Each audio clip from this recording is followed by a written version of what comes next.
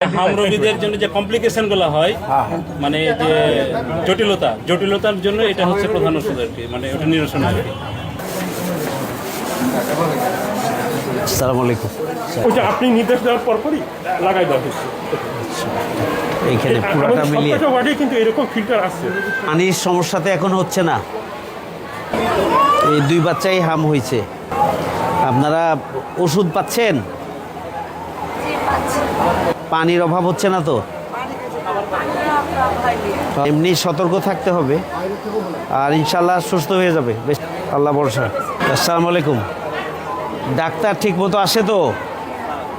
আর এমনিতেই ওষুধ পাচ্ছেন আপনারা? ওষুধপত্র জি এই জন্য ওই যে বাচ্চা নিয়ে তো অভিভাবকরা এমনিতেই পেরেশানিতে থাকে, এই জন্য আপনাদের যত কষ্টই হোক রোগীর বা পেশেন্টের সাথে যে অভিভাবকরা আছে তাদের সাথে একটু ভালো আচরণ করতে হবে। এটা রোগীরা তো এমনিতেই মানসিকভাবে চাপে থাকে, আর আপনারা কাজের চাপে থাকেন, রোগীদের অভিভাবকদের সাথে ভালো হয় সব সময়, জন্য এটা খেয়াল রাখবেন।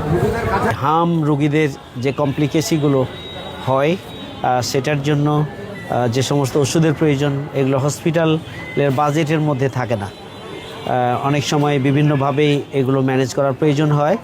আমি আমার পক্ষ থেকে আজকে এই ধরনের অ্যান্টিবায়োটিক কিছু এখানে দিয়েছি, এবং আরও ইনশাল্লাহ আমি উদ্যোগ নেব যে